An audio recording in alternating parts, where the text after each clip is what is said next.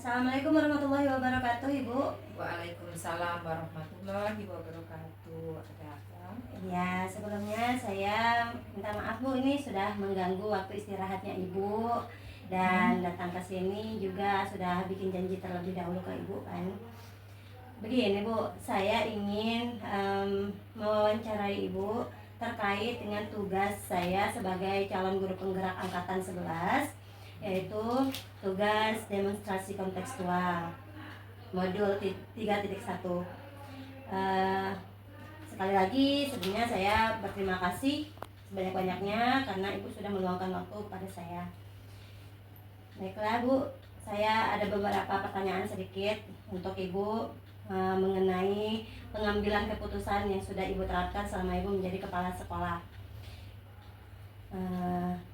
Untuk pertanyaan yang pertama ya Bu ya, kita mulai ya.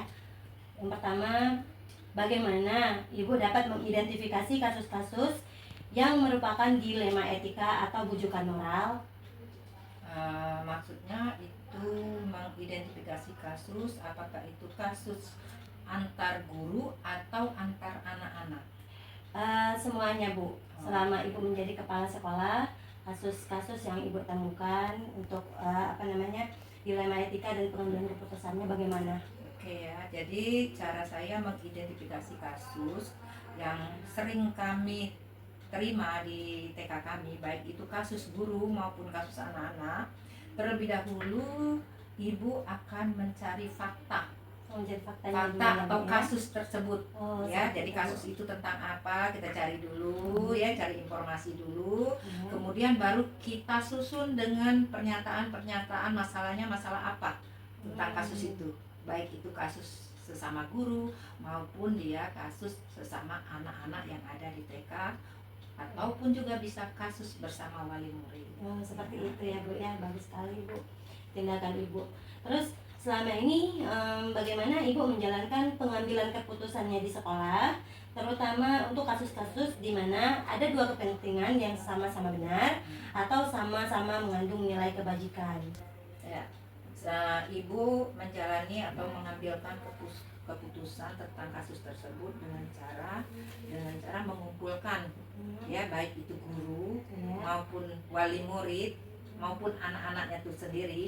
Nah, kemudian kita dengan cara musyawarah ya, untuk mencapaikan mufakat supaya kasus itu tidak terlanjur panjang, tidak berlarut-larut ya. Bu. Kemudian kita ambil pertimbangan dampaknya ya. Kalau memang kita cukupkan sampai di situ dengan musyawarah, ya kita cukupkan. Tapi kalau mau diperpanjang, ya kita ambil solusinya bagaimana supaya tidak diperpanjang. Seperti itu ya Bu. Terus bolehkah Ibu memberikan langkah-langkahnya atau prosedur seperti apa yang bisa Ibu lakukan selama ini? Ya, kalau saya sendiri untuk mengambil keputusan dari kasus-kasus tersebut ya, saya memberikan peraturan-peraturan terhadap guru, wali murid dan anak. Itu juga kan kita sudah mempunyai kesepakatan, baik itu sama guru, baik itu sama anak maupun sama wali murid. Itu yang terutama kami laksanakan di sekolah kami. Itu langkah-langkah pertama ya Bu ya, untuk menerapkan nilai-nilai kebajikan yang ada di sekolah Ibu ya. Terus hal-hal apa saja nih Bu yang selama ini Ibu anggap efektif dalam pengambilan keputusan pada kasus dilema etika? Yang kami ambil itu misalnya nilai-nilai kebajikan universalnya. Ya. Contohnya Bu?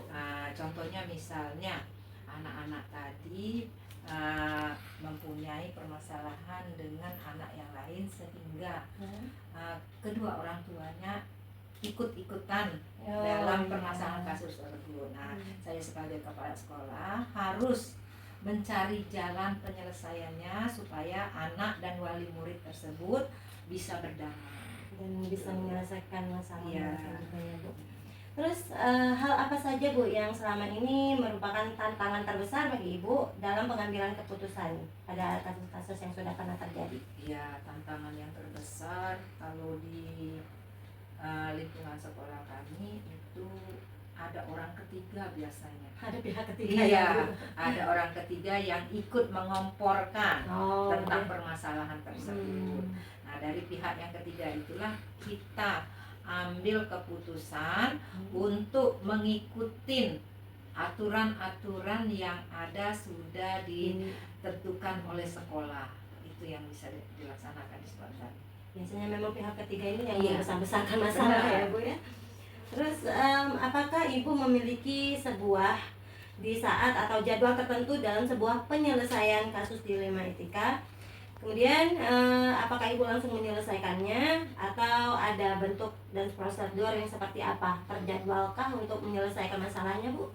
Kalau untuk jadwal mungkin tidak ada. Tidak, berarti Dan ke kasus ini kan ibaratnya tidak mungkin kita jadwalkan bahwa kita harus ada kasus.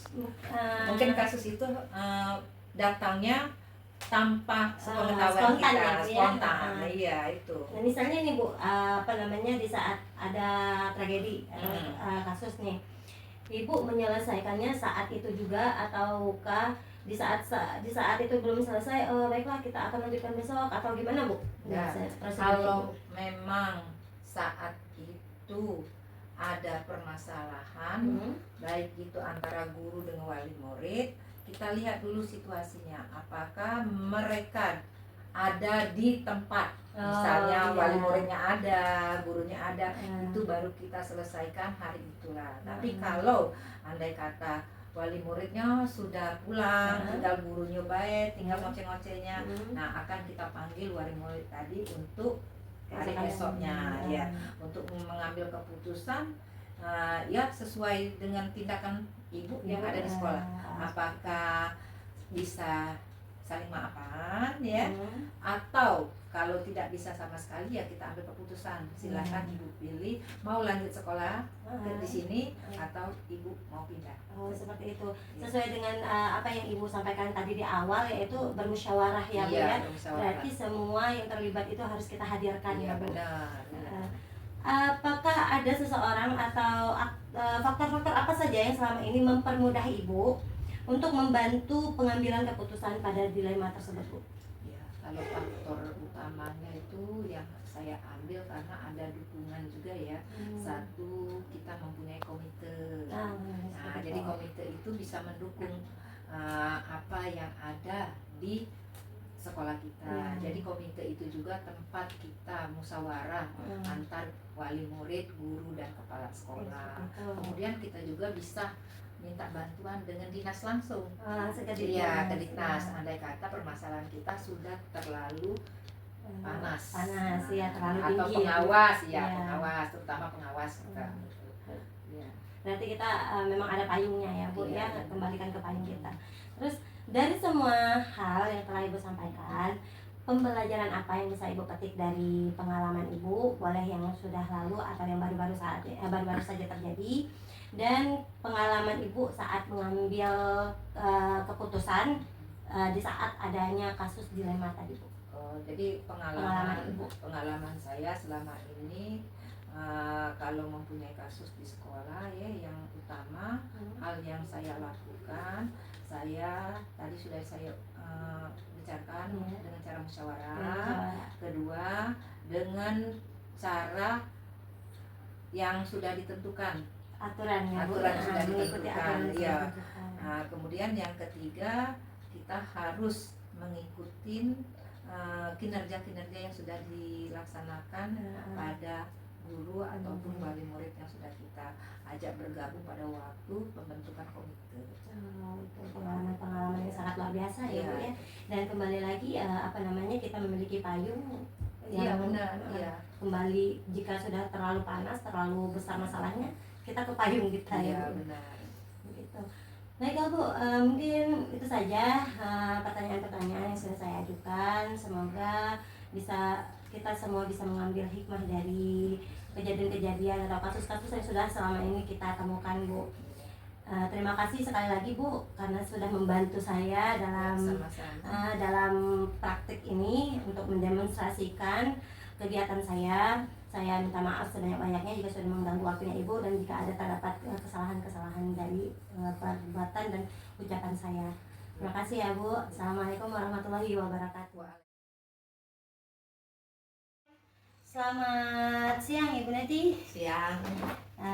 Saya datang ke sini ada sesuatu hal terkait dengan tugas saya sebagai CGP Angkatan 11. Sebelumnya perkenalkan, nama saya Mas Fadila, Bu.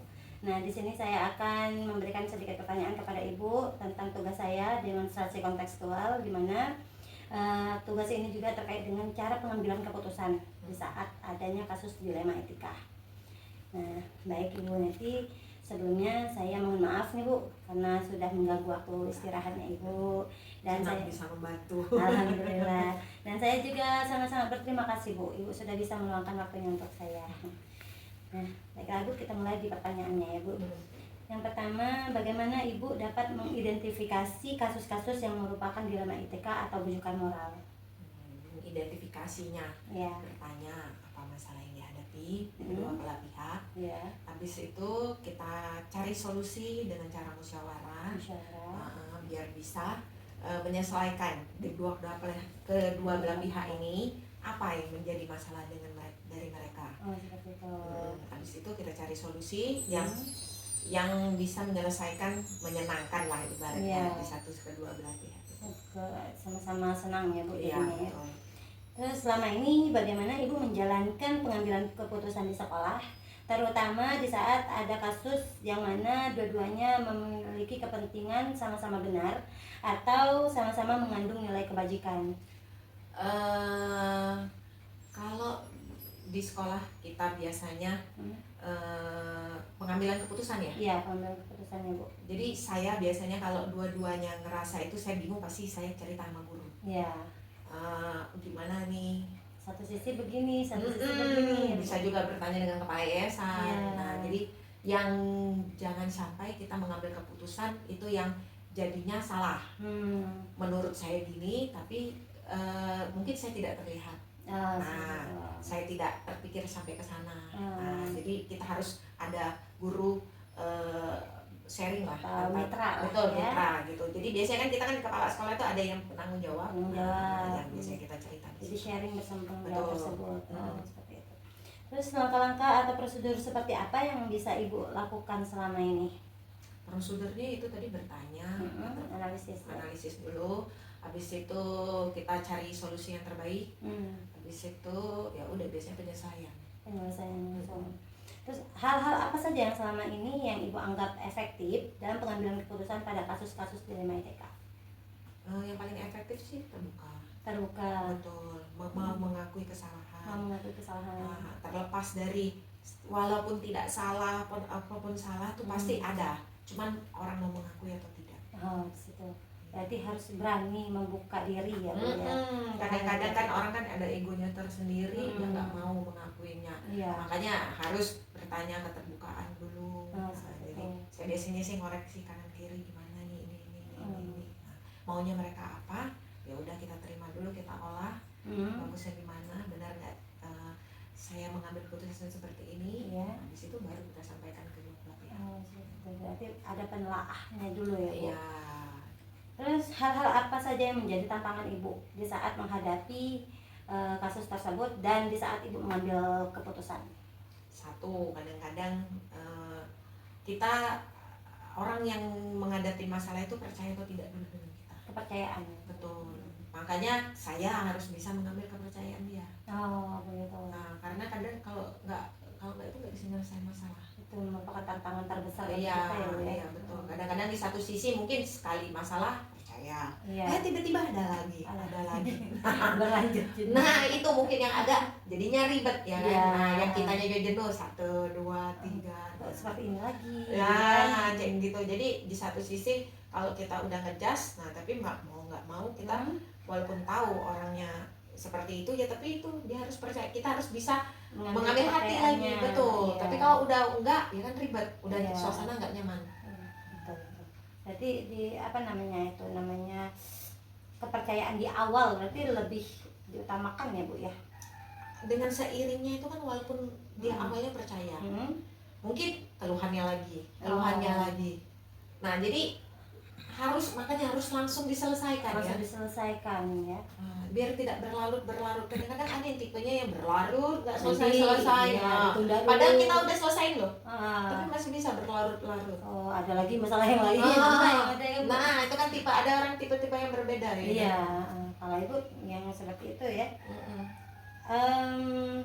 Apakah ibu memiliki suatu jadwal? Nah ini sudah menjawab pertanyaan ibu yang akan saya ajukan ya. Pertanyaan yang akan saya ajukan, apakah ibu menyelesaikan masalahnya itu terjadwal ataukah langsung? Tadi ibu jawab tadi apa secara langsung ya bu ya. Betul. Saya pikir itu lebih bagus, lebih Iya. cepat cepat selesai. Lebih baik. Lebih baik. Iya, biar tidak berlarut-larut. Tidak mendendam menjadinya juga ya bu ya. Terus, adakah seseorang atau faktor yang selama ini mempermudah atau membantu ibu dalam pengambilan keputusan di saat ada kasus-kasus dilema etika itu? Ya balik-balik sama guru tadi kan. Pak Guru ya? Ya, lebih banyak sharing sama teman, Guru. ya kepala yayasan, kita bisa tanya juga. Sudah itu guru penanggung jawab. Jadi semua pihak sekolah itu dilibatkan ya bu. Iya, betul. Balik lagi tadi kata ibu tadi bermusyawarah ya bu ya.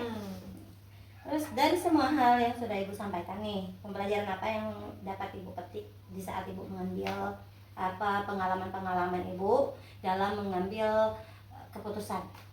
Yang pertama itu tadi keterbukaan, mau mengakui kesalahan. Jadi kita jangan sampai balik-balik saya sebagai kepala sekolah. Jadi saya yang bertanggung jawab walaupun saya salah nggak salah, itu pasti salah. Ada keterledoran dari saya yang gimana. Biasanya itu memancing mereka untuk terbuka. Kalau saya udah minta maaf, biasanya oh ya memang gini. Nah, yang ininya juga gini. Nah kita cari solusi nih.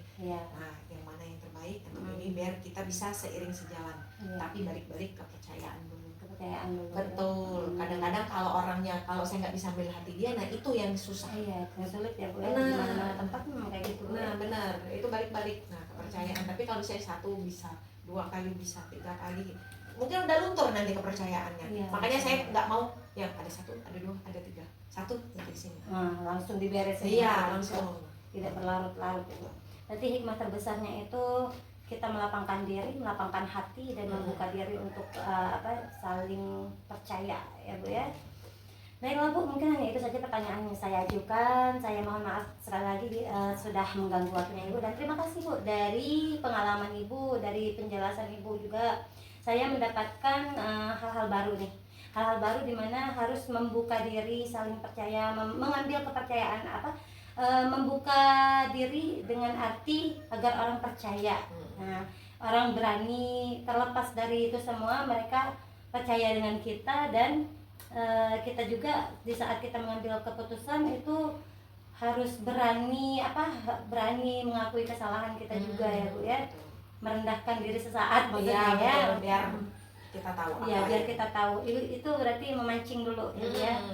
Seperti itu ya, itu jadi pelajaran juga bu untuk saya ke depannya. Semoga juga saya bisa menerapkan apa yang hal baik yang ibu beritahu. Mungkin itu saja ibu pertemuan kita kali ini. Terima kasih, selamat siang ibu. Ya. Assalamualaikum warahmatullahi wabarakatuh. Waalaikumsalam warahmatullahi wabarakatuh. Apa kabarnya pada hari ini? Alhamdulillah baik. Alhamdulillah. Begini Pak, saya mau datang ke sini itu memenuhi tugas saya di modul 3.1 ini, demonstrasi kontekstual, yang mana saya sebagai calon guru penggerak angkatan 11 Pak. Ya, di sini saya bertugas untuk mewawancarai Bapak tentang pengambilan keputusan di saat adanya dilema etika. Mohon maaf sebelumnya saya sudah mengganggu waktunya Bapak, dan saya juga berterima kasih atas luangnya waktu Bapak untuk saya. Baik Pak, saya akan bertanya di bagian pertama, bagaimana Bapak mengidentifikasi kasus-kasus yang merupakan dilema etika atau bully kameral? Untuk dilema etika itu kami menganalisis dulu suatu permasalahan apabila di dalam sekolah ini adanya laporan. Jadi tidak bisa ngambil keputusan itu secara pihak atau secara sepihak, atau ngambil keputusan itu secara tidak adil, karena kami tidak ingin merugikan pihak satu dengan pihak dua. cara ngambil keputusannya. Bolehkah Bapak memberikan contohnya, Pak? Boleh yang sudah pernah terjadi yang dahulu atau yang baru-baru terjadi?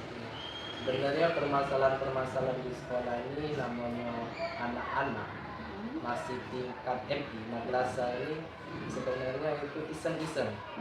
Contoh misalkan anak-anak lagi duduk di bangku, kadang ditarik bangkunya, itu kan bisa nyebabkan kepatalan, nggak bisa jadi memar dan lain-lain. Nah, cara kami ngambil keputusan yang pertama kami menanyakan pokok yang pertama itu wali kelas.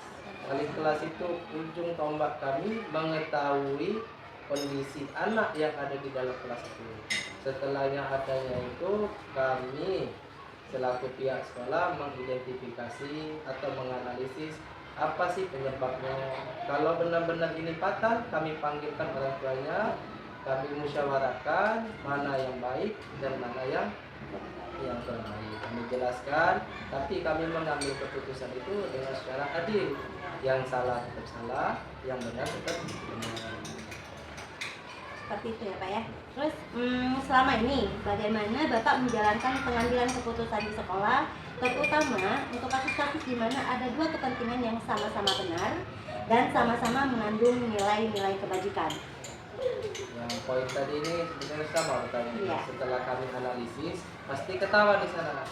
Ibarat kata wong Palembang itu tidak ada asap tanpa api. Jadi permasalahannya itu pasti ada asap, adanya api. Nah yang terjadi itu pasti ada arang. Iya. Arangnya itu contohnya ibarat tuh yang bebala misalnya, itu pasti ada yang salahnya. Nggak mungkin mereka itu sama-sama benar, pasti ada pemicunya dulu. Nah pemicunya itulah kami mengambil keputusan gitu. Dengan nilai-nilai kebajikan yang ada ya Pak ya. Terus langkah-langkah atau prosedur seperti apa nih yang bisa Bapak lakukan selama ini Langkah-langkah untuk pengambilan keputusannya? Seperti yang pertama Bapak menganalisis dulu. Kemudian langkah-langkah selanjutnya apa? Ya. Yang pertama tadi langkahnya itu menganalisis melalui wali kelas. Ya. Terus juga di sini ada yang namanya waktu kesiswaan. Ya. Waktu kesiswaan itu sebagai controlling untuk langkah ketika kita sudah mengambil keputusan, anak itu selalu dikontroli oleh waktu kesiswaan. Ya. Dia tidak mengulangi kesalahan-kesalahan selanjutnya. Hal apa saja yang selama ini Bapak anggap efektif dalam pengambilan keputusan pada kasus-kasus yang etika? Ya. Hal yang paling efektif yang pertama kami selalu khususnya di MI kan itu di kelas 4 sampai kelas 6 itu menerapkan yang namanya kurikulum lokal. Lokalnya itu contohnya seperti adab sopan santun. Adab sopan santun itu masuk dari kurikulum kami sebagai kurikulum lokal untuk mencegah anak-anak supaya tidak ada dilema etika, mulai dari moral itu mendidik anak-anak. Nah, jadi setiap per 3 bulan sekali kami evaluasi anak-anak itu. Bahkan sampai 1 bulan itu kami mengevaluasi kepada wali kelas. Karena wali kelaslah yang ujung tombak anak itu keaktifannya di kelas, anak itu tidak aktif, itu wali kelas yang mengetahui. Karena dia lebih dekat kepada anak. Itu yang lebih efektif dan Bapak anggap seperti itu Pak ya. Terus hal apa saja yang selama ini merupakan tantangan dalam pengambilan keputusan pada kasus dilema etika yang terjadi? Tantangannya kalau di madrasah ini sebenarnya kadang orang tua yang mempermasalahin anaknya menjadi besar. Itu tantangan. Ya, padahal anaknya itu istilah itu sudah temenan, orang tuanya masih berantem. Itu kadang menjadi tantangan terbesar kami yang merusak ukhuwah Islamiyah, bisa memutus silaturahmi antar sesama wali murid. Itu menjadi, makanya kami menganalisis, kami mengidentifikasi, setelah itu kami musyawarahkan untuk jalan yang terbaik agar mereka tidak, untuk santri tidak adanya masalah berkelanjutan, untuk wali santri itu tetap istilah itu menjalin silaturahmi yang baik. Terus apakah Bapak memiliki sebuah tatkala atau jadwal tertentu dalam sebuah penyelesaian kasus dilema etika apakah Bapak langsung menyelesaikannya atau ada prosedur yang seperti apa yang Bapak jalankan? Untuk selama ini untuk jadwal kami belum ada. Untuk jadwal yang terjadwalnya belum ada. Akan tetapi untuk prosedurnya yang pertama kami mengidentifikasi mulai dari wali kelas menanyakan itu. Sudah itu kami melakukan evaluasi dengan wakil kesiswaan. Kalau misalkan masalah ini terlalu besar, kami musyawarahkan, kami panggil orang tuanya dan walinya. Di sini kami cari jalan keluarnya yang terbaik. Berarti belum ada jadwalnya ya, Ya. berarti langsung ditindak secara langsung Ya. ya. Dan juga kami di sini melakukan sosialisasi, contohnya seperti bullying sekarang Ya. ini. Mitra kami yaitu pihak kepolisian yang langsung mensosialisasi kepada anak-anak dalam masalah bullying ini yang terjadi sekarang. Lagi booming sekarang ya Pak ya. Ya. Terus adakah seseorang atau faktor-faktor apa yang selama ini mempermudah atau membantu Bapak dalam pengambilan keputusan dalam kasus pidana etika? Yang pertama yang kami itu mempermudah ke kami untuk mengambil keputusan itu wali kelas. Wali kelas. Wali kelas yang tahu tentang karakter anak, yang tahu tentang keseharian anak di sekolah, yaitu wali kelas. Jadi kami tetap melakukan atau berkomunikasi dengan wali kelas, dengan wakil kesiswaan, dan saya dengan wali-wali murid untuk mengambil keputusan. Tapi balik lagi tadi bermusyawarah terlebih Ya. dahulu dan berkolaborasi antara pendidik yang ada di sekolah Hmm. kita. Dari semua hal yang telah Bapak sampaikan tadi, pembelajaran apa yang dapat dipetik dari pengalaman Bapak? Terus dari pengalaman Bapak sendiri, pengalaman apa yang bisa Bapak ambil di saat mengambil keputusan?